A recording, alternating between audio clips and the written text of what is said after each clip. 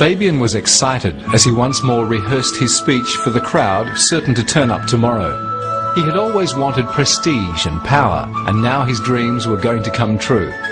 He was a craftsman working with silver and gold, making jewellery and ornaments, but he became dissatisfied with working for a living.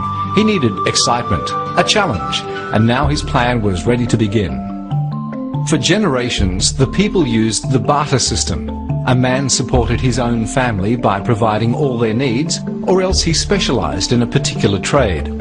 Whatever surpluses he might have from his own production, he exchanged or swapped for the surplus of others. Market day was always noisy and dusty, yet people looked forward to the shouting and waving, and especially the companionship. It used to be a happy place, but now there were too many people, too much arguing. There was no time for chatting. A better system was needed. Generally, the people had been happy and enjoyed the fruits of their work. In each community, a simple government had been formed to make sure that each person's freedoms and rights were protected and that no man was forced to do anything against his will by any other man or any other group of men. This was the government's one and only purpose, and each governor was voluntarily supported by the local community who elected him. However, market day was the one problem they could not solve. Was a knife worth 1 or 2 baskets of corn? Was a cow worth more than a wagon? And so on. No one could think of a better system. Fabian had advertised, "I have the solution to our bartering problem, and I invite everyone to a public meeting tomorrow." The next day, there was a great assembly in the town square, and Fabian explained all about the new system which he called money. It sounded good. How are we to start, the people asked. The gold, which I fashion into ornaments and jewellery, is an excellent metal. It does not tarnish or rust, and will last a long time. I will make some gold into coins, and we shall call each coin $1. He explained how values would work and that money would be really a medium for exchange, a much better system than bartering. One of the governors questioned, "Some people can dig gold and make coins for themselves," he said. "This would be most unfair." Fabian was ready with the answer. Only those coins approved by the government can be used, and these will have special markings stamped on them. This seemed reasonable, and it was proposed that each man be given an equal number. "But I deserve the most," said the candlemaker. "Everyone uses my candles." "No," said the farmer. "Without food there is no life. Surely we should get the most." And so the bickering continued. Fabian let them argue for a while, and finally he said, "Since none of you can agree, I suggest you obtain the number you require from me. There will be no limit except for your ability to repay. The more you obtain, the more you must repay in 1 year's time." "And what will you receive?" the people asked. Since I am providing a service, that is, the money supply, I am entitled to payment for my work. Let us say that for every 100 pieces you obtain, you repay me 105 for every year that you owe the debt.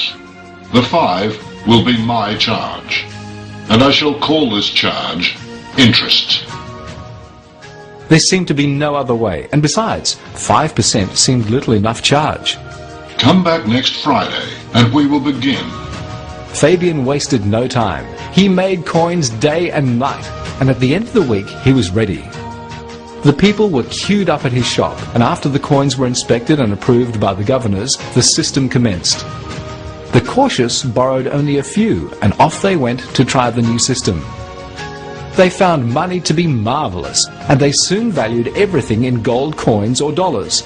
The value they placed on everything was called a price, and the price mainly depended on the amount of work required to produce it. If it took a lot of work, the price was high, but if it was produced with little effort, it was quite inexpensive. In one town lived Alan, who was the only watchmaker.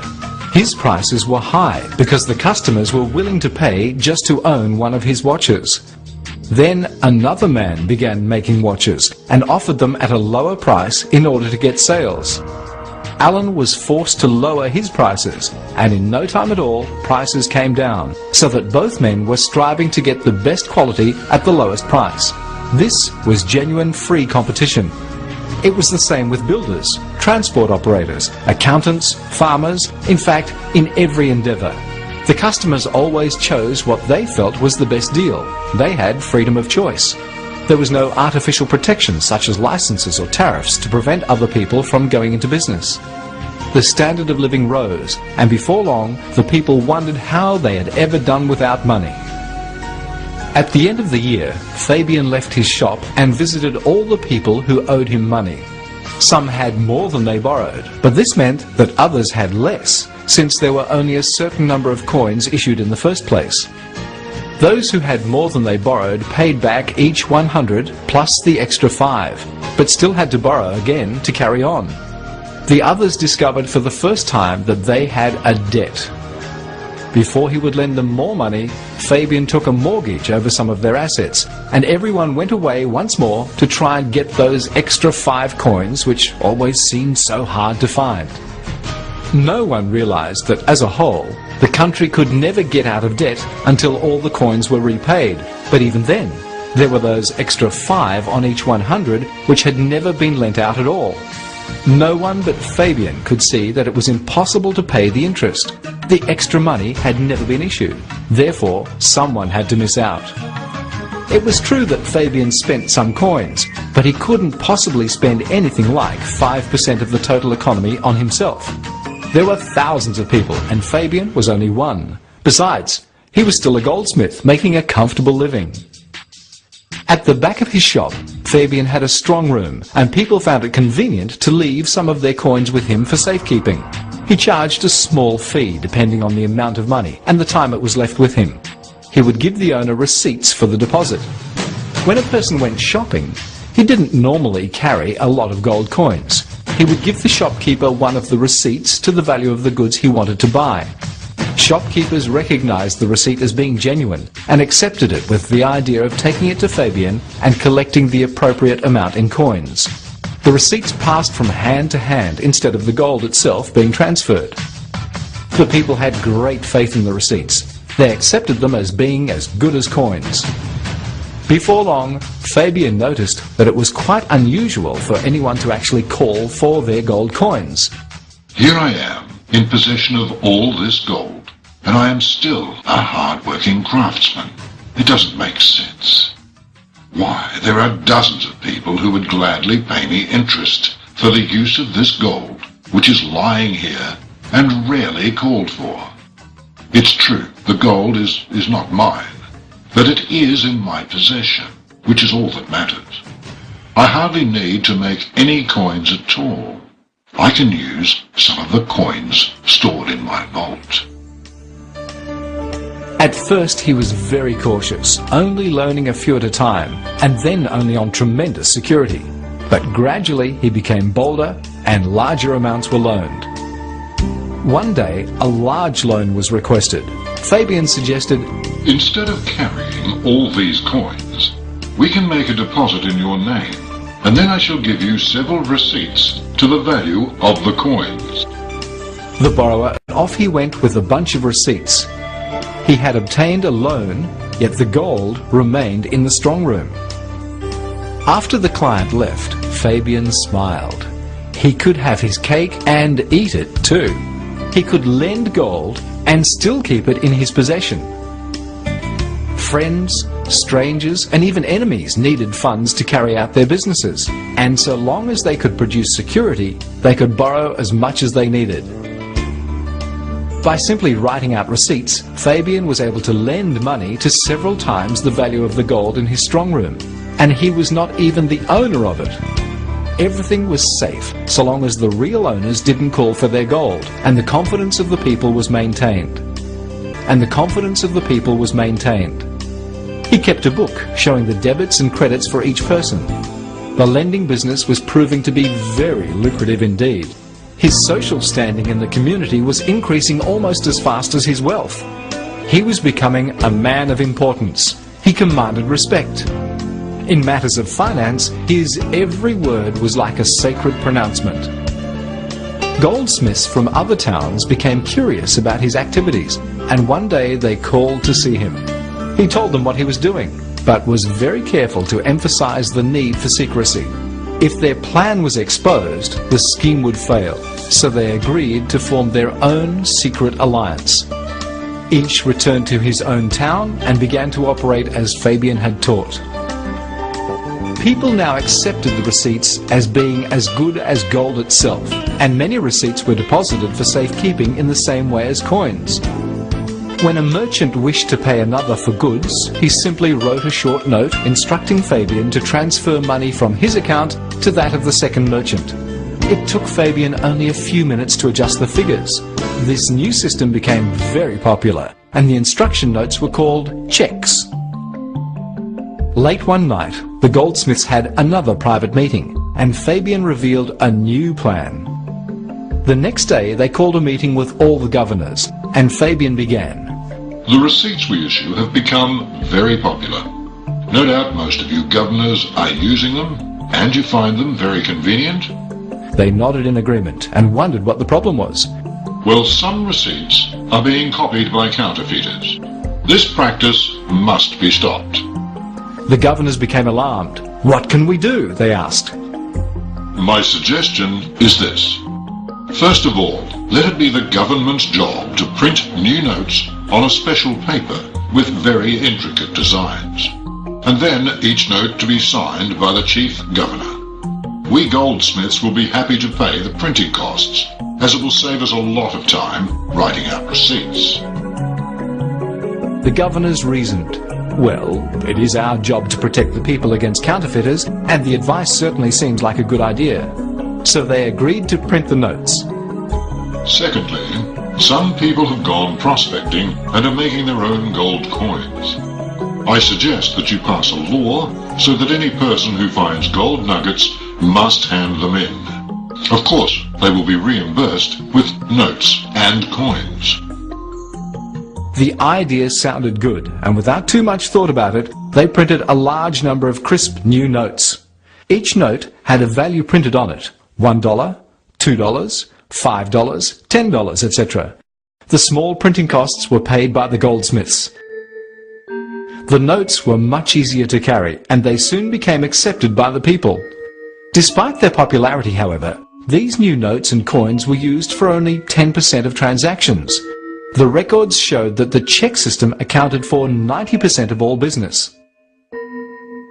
The next part of his plan commenced. Until now, people were paying Fabian to guard their money. In order to attract more money into the vault, Fabian offered to pay depositors 3% interest on their money. Most people believed that he was re-lending their money out to borrowers at 5%, and his profit was the 2% difference. Besides, the people didn't question him, as getting 3% was far better than paying to have the money guarded. The volume of savings grew, and with the additional money in the vaults, Fabian was able to lend $200, $300, $400, sometimes up to $900 for every 100 in notes and coins that he held in deposit. He had to be careful not to exceed this 9-to-1 ratio, because 1 person in 10 did require the notes and coins for use. If there was not enough money available when required, people would become suspicious, especially as their deposit books showed how much they had deposited. Nevertheless, on the $900 in book figures that Fabian loaned out by writing checks himself, he was able to demand up to $45 in interest, which is 5% on $900. When the loan plus interest was repaid, which was $945, the $900 was cancelled out in the debit column, and Fabian kept the $45 interest. He was therefore quite happy to pay $3 interest on the original $100 deposited, which had never left the vaults at all. This meant that for every $100 he held in deposits, it was possible to make 42% profit, most people believing he was making only 2%. The other goldsmiths were doing the same thing. They created money out of nothing at the stroke of a pen, and then charged interest on top of it. True, they didn't coin money. The government actually printed the notes and coins and gave it to the goldsmiths to distribute. Fabian's only expense was the small printing fee. Still, they were creating credit money out of nothing and charging interest on top of it. Most people believed that the money supply was a government operation. They also believed that Fabian was lending them the money that someone else had deposited. But it was very strange that no one's deposits ever decreased when a loan was advanced. If everyone had tried to withdraw their deposits at once, the fraud would have been exposed. When a loan was requested in notes or coins, it presented no problem. Fabian merely explained to the government that the increase in population and production required more notes, and these he obtained for the small printing fee. One day, a thoughtful man went to see Fabian. "This interest charge is wrong," he said. "For every $100 you issue, you are asking $105 in return. The extra $5 can never be paid since it doesn't exist. Farmers produce food, industry manufactures goods, and so on, but only you produce money. Suppose there are only 2 businessmen in the whole country and we employ everyone else. We borrow $100 each, we pay $90 out in wages and expenses and allow $10 profit. That's our wage.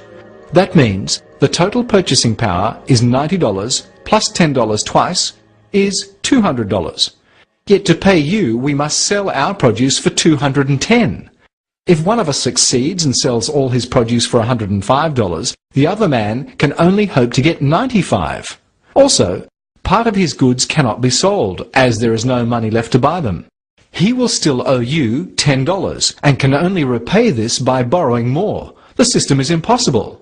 The man continued, "Surely you should issue $105, which is $100 to me and $5 to you to spend. This way there would be $105 in circulation and the debt can be repaid." Fabian listened quietly and finally said, Financial economics is a deep subject, my boy. It takes years of study.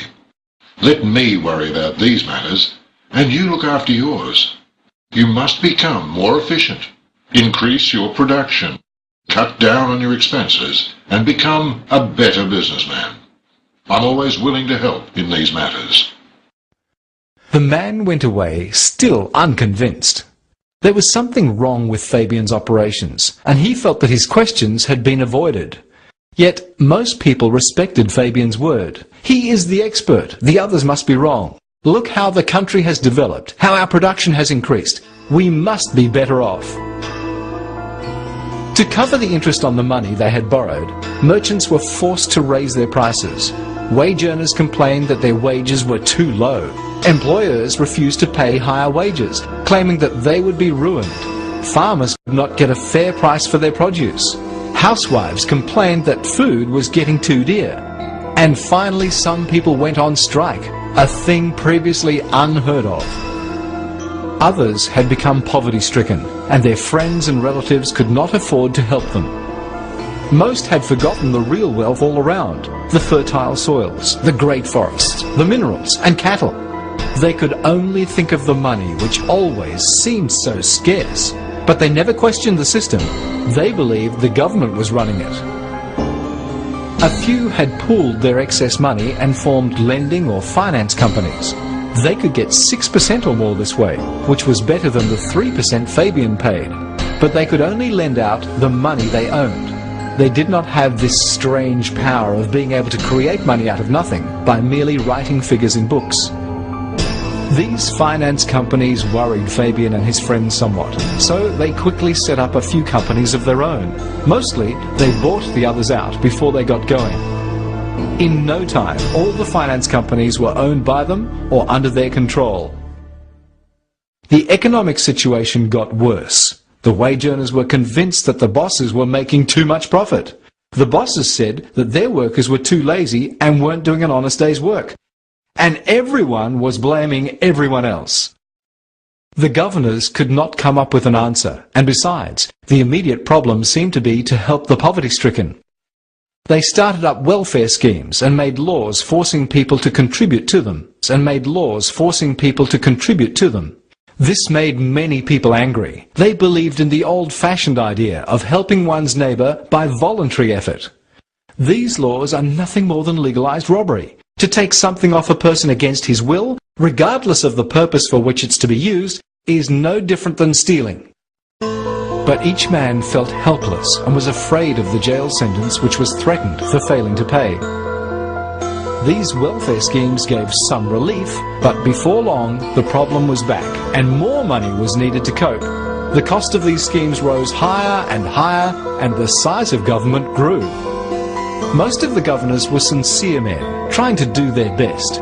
They didn't like asking for more money from their people, and finally, they had no choice but to borrow money from Fabian and his friends.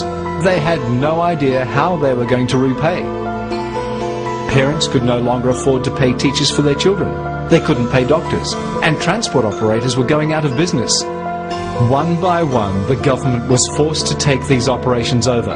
Teachers, doctors, and many others became public servants. Few obtained satisfaction in their work. They were given a reasonable wage, but they lost their identity. They became small cogs in a giant machine. There was no room for personal initiative, little recognition for effort, their income was fixed, and advancement came only when a superior retired or died. In desperation, the governors decided to seek Fabian's advice. They considered him very wise, and he seemed to know how to solve money matters. He listened to them explain all their problems, and finally he answered. Many people cannot solve their own problems. They need someone to do it for them. Surely you agree that most people have the right to be happy and to be provided with the essentials of life. One of our great sayings is, all men are equal, is it not?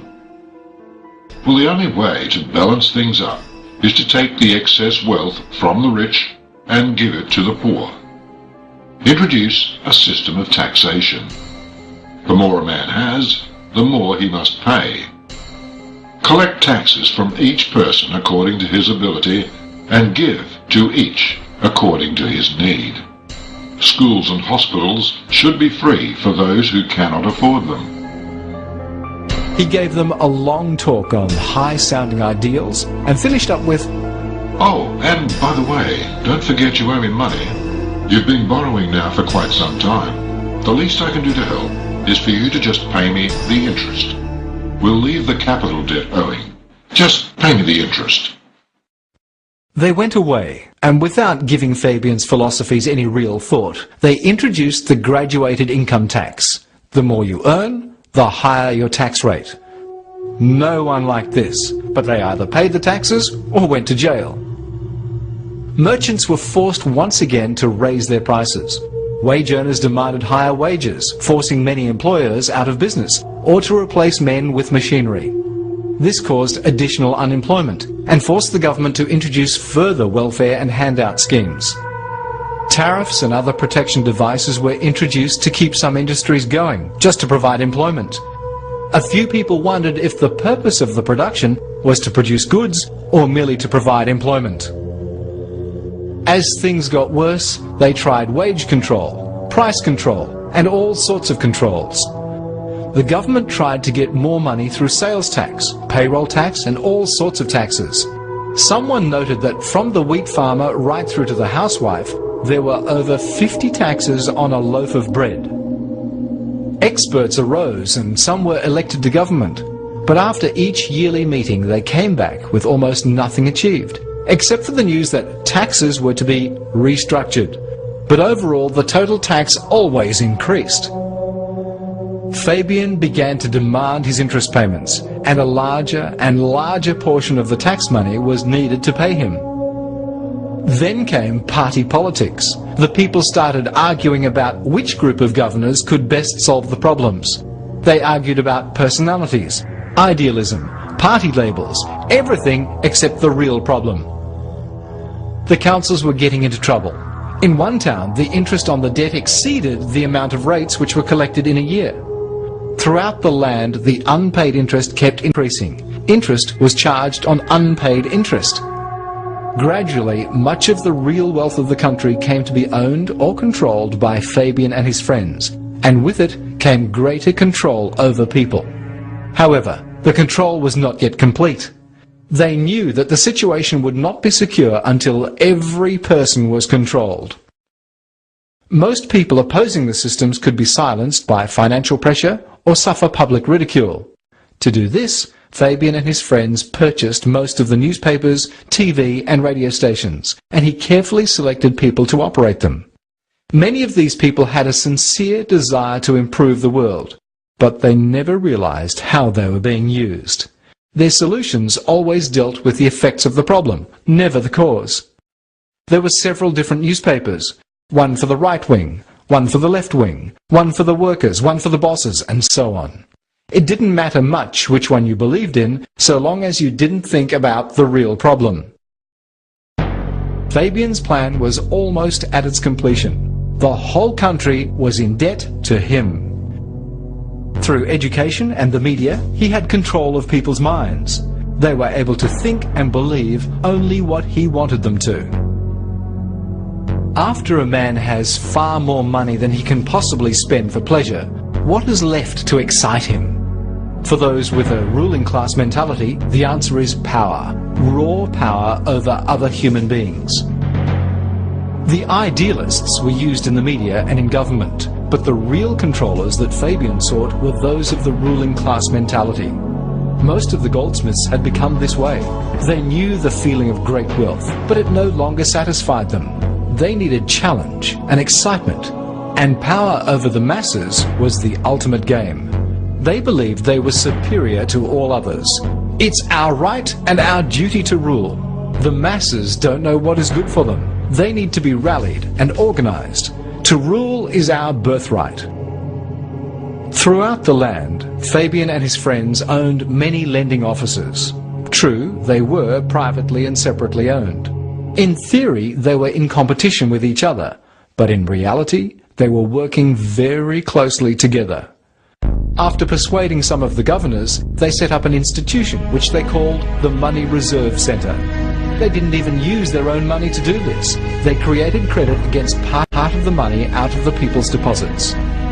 This institution gave the outward appearance of regulating the money supply and being a government operation. But strangely enough, no governor or public servant was ever allowed to be on the board of directors. The government no longer borrowed directly from Fabian, but began to use a system of IOUs to the Money Reserve Centre. The security offered was the estimated revenue from next year's taxes. This was in line with Fabian's plan, removing suspicion from himself to an apparent government operation. Yet, behind the scenes, he was still in control. Indirectly, Fabian had such control over the government that they were forced to do his bidding. He boasted, "Let me control the nation's money, and I care not who makes its laws."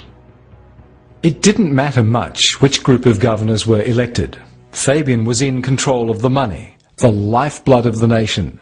The government obtained the money, but interest was always charged on every loan. More and more was going out in welfare and handout schemes, and it was not long before the government found it difficult to even repay the interest, let alone the capital. And yet there were people who still asked the question, money is a man-made system. Surely it can be adjusted to serve, not to rule. But these people became fewer, and their voices were lost in the mad scrabble for the non-existent interest. The administrations changed, the party labels changed, but the major policies continued. Regardless of which government was in power, Fabian's ultimate goal was brought closer each year. The people's policies meant nothing. They were being taxed to the limit. They could pay no more. Now, the time was ripe for Fabian's final move. 10% of the money supply was still in the form of notes and coins. This had to be abolished in such a way as to not arouse suspicion. While the people used cash, they were free to buy and sell as they chose. They still had some control over their own lives. But it was not always safe to carry notes and coins. Cheques were not accepted outside one's local community, and so a more convenient system was looked forward to. Once again, Fabian had the answer. Once again, Fabian had the answer.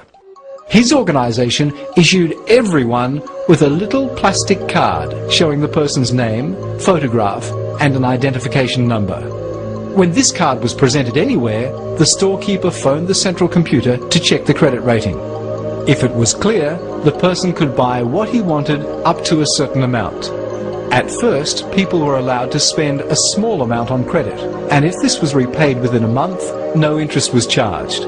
This was fine for the wage earner, But what businessman could even begin? He had to set up machinery, manufacture the goods, pay wages, etc., and sell all his goods and repay the money. If he exceeded 1 month, he was charged 1.5% for every month the debt was owed. This amounted to over 18% per year. Businessmen had no option but to add the 18% onto the selling price. Yet this extra money, or credit, the 18%, had not been loaned to anyone. Throughout the country, businessmen were given the impossible task of repaying $118 for every 100 they borrowed. But the extra $18 had never been created at all.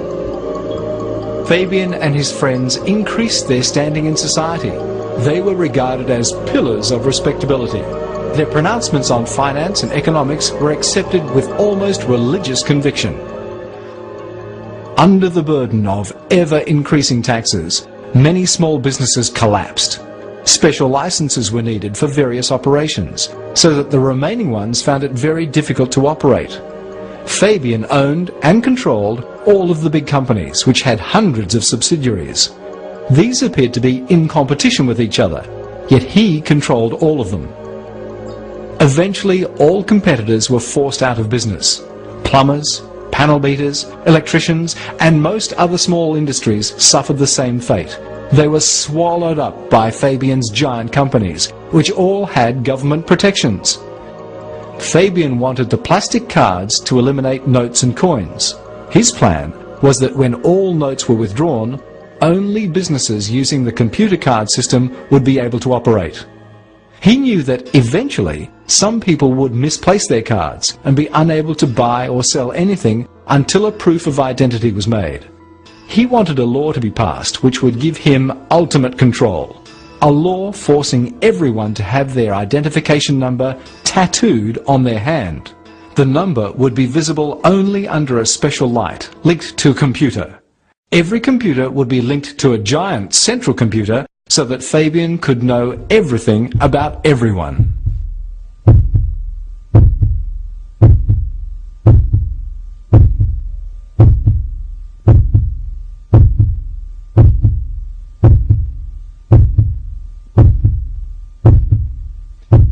The story you've read is, of course, fiction.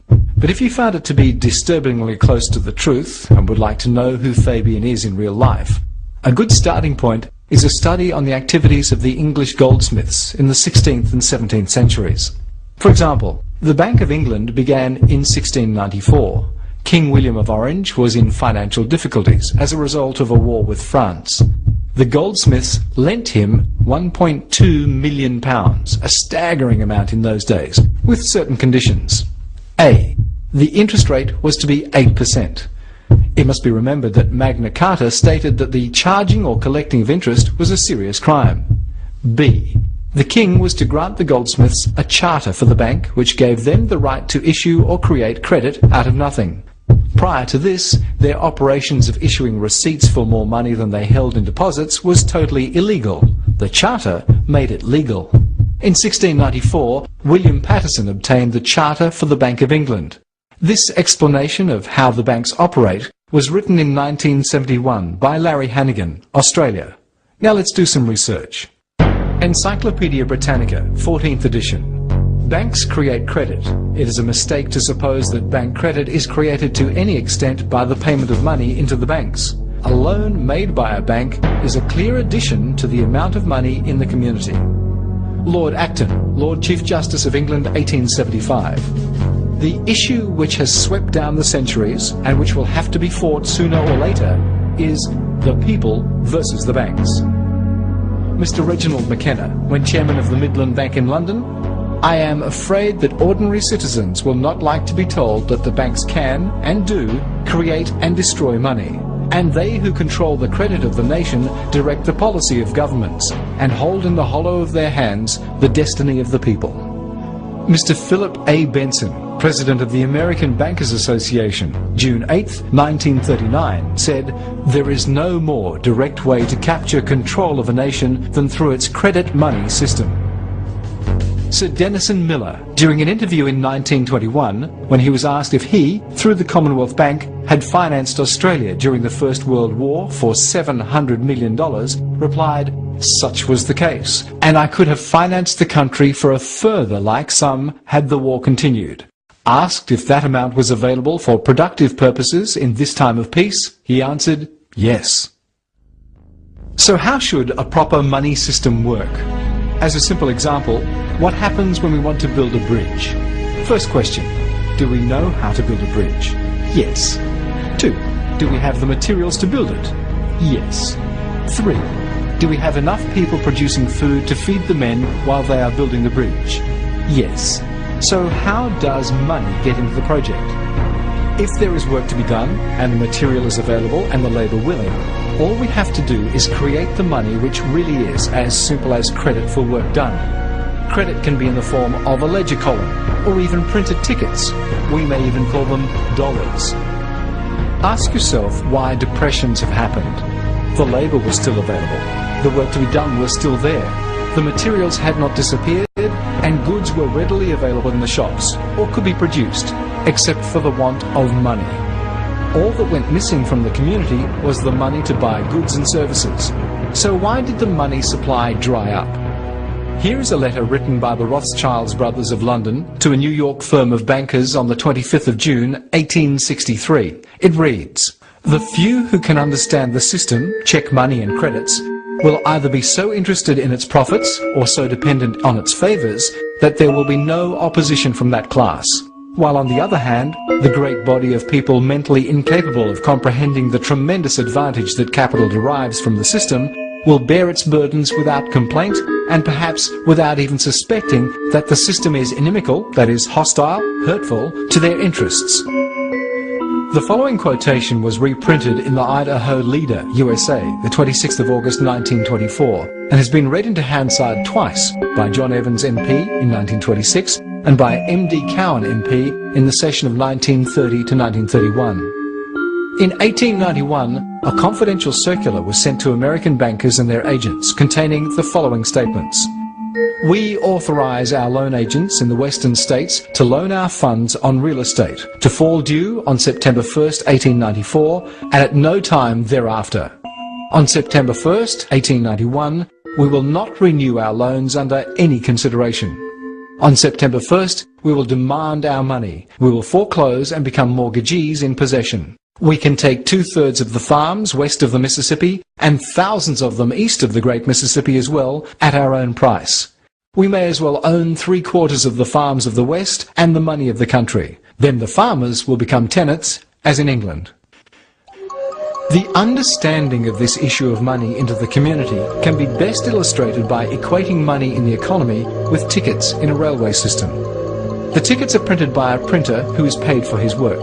The printer never claims the ownership of the tickets, and we can never imagine a railway company refusing to give passengers seats on a train because it's out of tickets. By this same token, a government should never refuse people the access to normal commerce and trade by claiming it's out of money. Suppose the government borrows $10 million. It only costs the bankers a few $100s to actually produce the funds, and a little more to do the bookkeeping. Do you think it's fair that our citizens should struggle to keep their homes and families together while the bankers grow fat on these profits? Credit created by a government-owned bank is better than credit created by private banks because there's no need to recover the money from people by way of taxes, and there's no interest attached to inflate the cost. The public work completed with the credit by the government bank is the asset that replaces the money created when the work is finished. None of our problems will disappear until we correct the creation, supply, and circulation of money.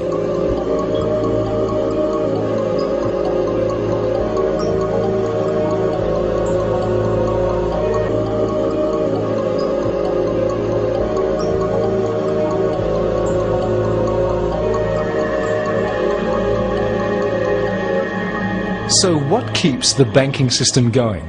Suppose you are a fairly successful private businessman and you want to expand. So you take a loan or overdraft of $10,000 from your local bank. Things go well for a while and you have paid back $5,000 or half the loan. But things go wrong and you have to tell the bank that you can no longer keep up the payments on the outstanding principal and interest. The $5,000 you cannot, will not, or have not repaid remains in circulation as interest-free money for other debtors to use to pay the interest and principal on their loans. It is this money from defaulted loans that enables the system to keep going. Of course, the banks say they don't want that to happen, but in reality, they can now foreclose on your real assets for something they gave only bookkeeping credit on.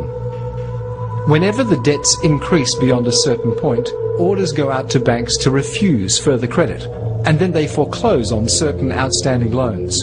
So who gets foreclosed and why? Governments are never foreclosed.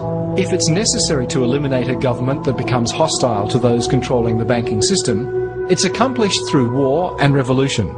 Large corporate bodies are generally left alone, as they are necessary in the coming world government, rather than individual countries. Foreclosures are nearly always directed against those who are the smallest and least organized to resist, such as the small businessman, the homeowner, and especially the family farmers. They can be handled with the least trouble. In order to keep Israeli, the communist nations, and international usury banking going, small businesses must be foreclosed. Western governments give away billions of dollars in foreign aid, while thousands of farmers and small businesses are cruelly foreclosed every month. So when we pay our taxes, this is what it's all about. Those persons who now rule and control the world foreclose heavily on the small homeowner, business people, and especially the farmers who want to make their own decisions and take their own consequences. They do not usually research history and the economic situation, but they feel justified in borrowing what they need from the banks. But in times of good farm prosperity, it's the bankers who encourage these loans. Those who run the banking system know that farmers and small business people are the most independent people in the nation. They are encouraged to get into debt, so foreclosure can be enforced to kill their independence. When you plant 1 grain of corn, it will yield an increase of several hundred grains. This is God's gift of increase. Animals also produce increase, but money in any form cannot increase. Yet people believe it does, and today many people live off interest. Money is a great system, far superior to barter. Creating money to equate the real wealth of a nation or giving credit to an individual is not the problem. It is the charging of interest that is the root cause of all our economic problems. We are told that all nations are in debt. Ask yourself, or any politician, if all nations are in debt, who is the creditor?